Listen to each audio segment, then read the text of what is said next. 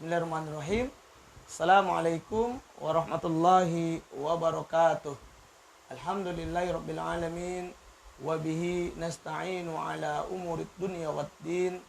Wassalatu wassalamu ala asyrafil anbiya'i wal mursalin nabina Muhammadin wa ala alihi wa sahbihi ajma'in, amma ba'd. Usikum wa iyaya bitaqwallah faqad fazal muttaqun. Ayyuhal ikhwa wal akhwat, a'azani Allah wa iyyakum ajma'in.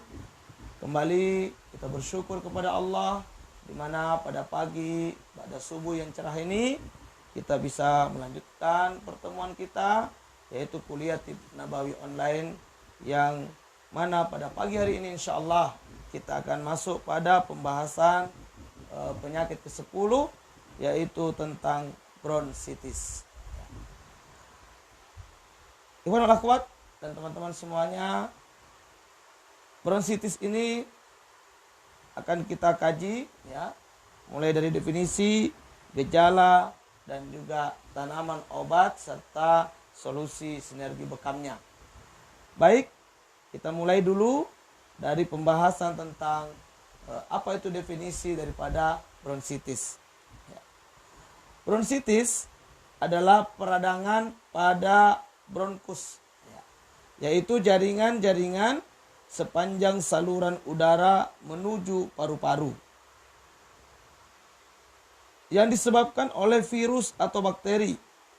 Penyebab lainnya adalah debu, asap dari asam yang kuat, kemudian amonia, klorin, hidrogen, sulfit, tembakau, rokok, dan yang lainnya.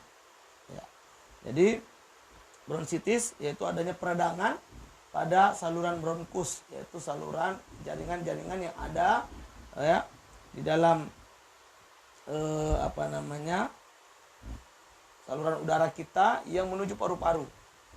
Apabila terjadi peradangan, maka ini disebutlah dia bronsitis namanya. Ya. Nah, ini terjadi karena apa?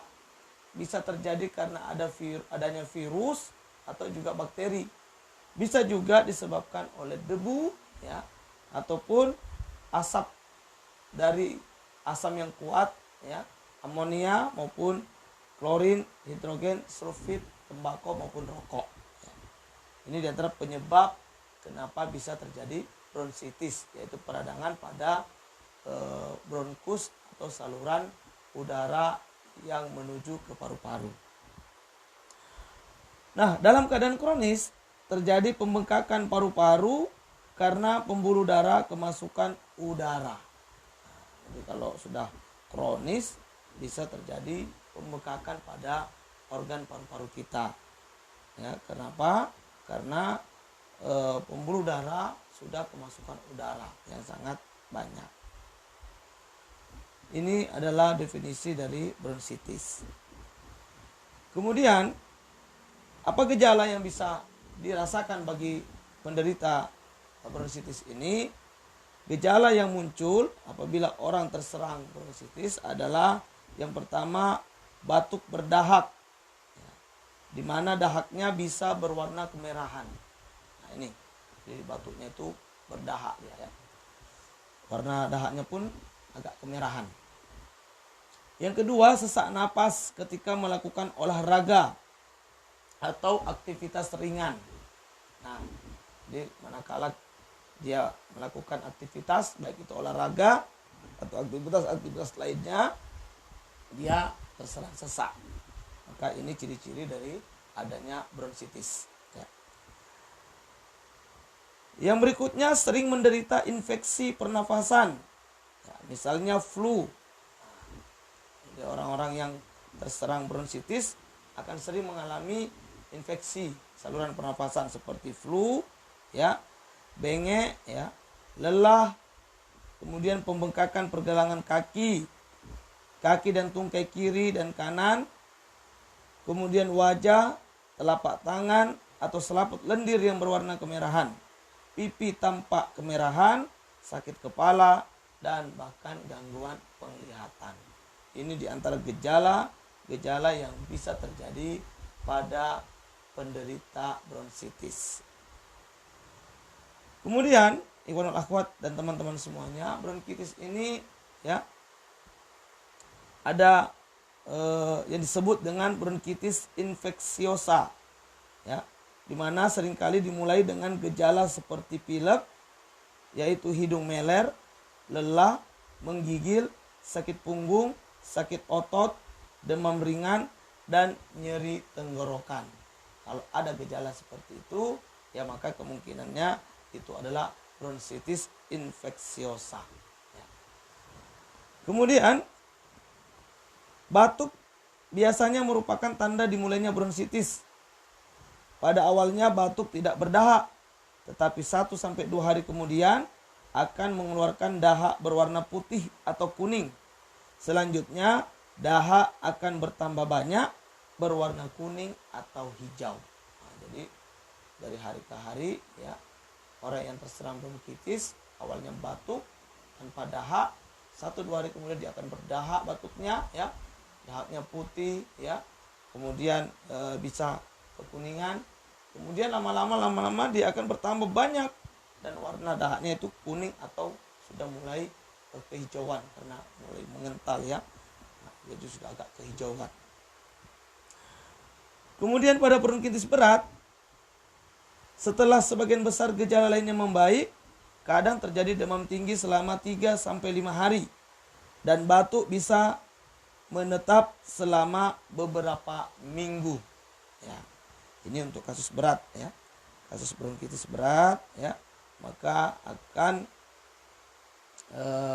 terlihat membaik gejala-gejala yang ada, namun justru ya terjadi demam, ya, pada kurang lebih 3 atau 5 hari ke depan, ya, dan batuk bisa menetap selama beberapa minggu. Justru batuknya yang berkepanjangan, ya. Sesak napas terjadi jika saluran udara tersumbat. Sering ditemukan bunyi nafas mengi, terutama setelah batuk. Bisa terjadi pneumonia, ya. Ini diantara gejala-gejala yang terjadi pada penderita bronkitis, ya. Biasanya memang disertai dengan batuk atau pilek, ya, yang kemudian terus, ya, menjalar ke seluruh tubuh sampai ada yang namanya sakit, misalnya sakit otot, ya, demam ringan, menggigil, ada juga sakit punggung, ya, nyeri tenggorokan dan lain sebagainya. Ini juga akan dirasakan pada penderita bronkitis, khususnya bronkitis infeksiosa. Lalu apa anjuran yang kira-kira dianjurkan bagi mereka yang sedang mengalami gangguan bronkitis ini? Ikhwanul akhwat dan teman-teman semuanya, untuk anjuran pada kasus bronkitis, ya, pertama, istirahat yang cukup. Tentu kalau kita sakit, ya, istirahat ini menjadi penting, ya, memberikan hak tubuh, ya, karena tubuh kita sedang tidak fit, kita berikan haknya untuk beristirahat, ya. Maka istirahatlah yang cukup, ya. Kemudian yang berikutnya, terpenuhinya keperluan cairan yang memadai, ya. Jadi jaga agar cairan tubuh tetap terpenuhi, ya, sesuai kebutuhannya. Jangan sampai, ya, kekurangan atau dehidrasi, ya. Penuhi cairannya berarti banyak minum, ya. Memang kalau kita flu, ya, pilek, itu bagusnya memang banyak minum air putih hangat, ya. Insya Allah dengan begitu tubuh akan tetap dalam kondisi terjaga, sehingga bisa lebih mudah sembuh, ya. Kemudian jangan lupa juga gizi yang seimbang, khususnya yang kaya vitamin A dan C. Ini untuk imun, ya, meningkatkan imunitas tubuh kita. Kita konsumsi gizi yang cukup, kandungan makanan-makanan yang memiliki kandungan vitamin A dan vitamin C, ya, ini banyak kita konsumsi di saat kondisi seperti bronkitis ini, ya. Bisa kita konsumsi misalnya buah manggis, ya, atau buah jambu merah, ya, ataupun juga buah jeruk, ya, termasuk sayuran daun kelor. Ini diantara tumbuhan-tumbuhan yang banyak mengandung antioksidan dan vitamin C yang tinggi, ya. Kemudian tanaman apa kira-kira yang cocok untuk penderita bronkitis ya, herbal yang dianjurkan itu apa sih ya? Ikhwan akhwat dan teman-teman semuanya, untuk kasus bronkitis di antara herbal atau tanaman obat yang dianjurkan adalah yang pertama kita cari herbal anti radang dan mengatasi bronkitis. Jadi anti radang sekaligus bisa mengatasi bronkitis. Apa itu? Kita ya ambil herbal namanya cakar ayam ya, tanaman atau tumbuhan cakar ayam ya. Diberi nama seperti itu karena memang mirip dengan cakar ayam bentuknya ya. Nanti bisa di search di googling aja ya, apa itu cakar ayam, nanti bisa muncul gambar tentang tanaman cakar ayam ini tanaman yang bisa membantu untuk mengatasi radang dan juga mengatasi bronkitis. Yang kedua, kita minum herbal yang bersifat antibiotik ya. Karena kadang bronkitis itu disebabkan oleh virus atau bakteri, maka perlu antibiotik untuk melawan virus dan bakteri tersebut ya. Nah, di sini ada tanaman yang fungsinya sekaligus yang menjadi antibiotik sekaligus juga memperbaiki paru-paru dan saluran pernapasan. Jadi dia berfungsi sebagai antibiotik ya. Kemudian sekaligus juga memperbaiki saluran pernapasan dan paru-paru. Nah, apa itu? Ya kita ambil lagi-lagi pegagan. Ini herbal yang sangat baik ya, untuk memperlancar saluran pernapasan dan juga memperbaiki kondisi paru-paru yang sedang terserang bronkitis tadi. Dan kemudian ya sekaligus dia juga antibiotik. Yang berikutnya yang bisa kita ambil herbal yang cocok dikonsumsi bagi penderita bronkitis yaitu herbal yang bersifat ekspektoran alami ya, yang bisa nanti mengeluarkan lendir ya secara alami, lendirnya terdorong keluar. Apa itu? Ya kita ambil patikan kebo sehingga nanti bisa membantu membersihkan lendir-lendir yang ada, yang mendorong lendir-lendir yang terbentuk supaya plong saluran pernapasan kita. Nah, ini 3 herbal yang dibutuhkan bagi penderita bronkitis ya. Saya ulangi kembali, di antara yang dibutuhkan adalah yang pertama herbal anti radang sekaligus yang bisa mengobati bronkitis yaitu cakar ayam. Yang kedua, kita ambil herbal antibiotik yang juga sekaligus memperbaiki saluran pernapasan dan organ paru-paru kita ambil pegagan. Dan yang ketiga, herbal yang bersifat ekspektoran alami yang bisa membantu mengeluarkan lendir, membersihkan lendir-lendir yang ada, maka ini kita ambil pati kebo ya. Patikan kebo. Selanjutnya kira-kira terapi bekamnya bagaimana, teman-teman?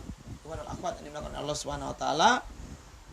Untuk kasus bronkitis ya, maka bisa dibekam ya dengan menggunakan 3 titik saja ya. 3 titik bekam basah ya, yaitu dengan pengeluaran darah. Di mana kita ambil titik kahil dan ditambah 2 titik pada punggung, yaitu tepatnya di belikat atas ya. Kita ambil 3 titik ini saja, kahil dan 2 titik pada belikat atas ya. Insyaallah ini akan membantu proses terapi pada kasus bronkitis. Lalu kita tambah dengan 7 titik kop kering. Pertama kita ambil 2 jari di bawah belikat, tepat di tulang belakang ya, di tengah ya, tepat di atas tulang belakang, 2 jari di bawah belikat kita. Kemudian ada 6 titik di bagian depan, yaitu 1 titik di tulang tengah leher ya, di tepat di sini.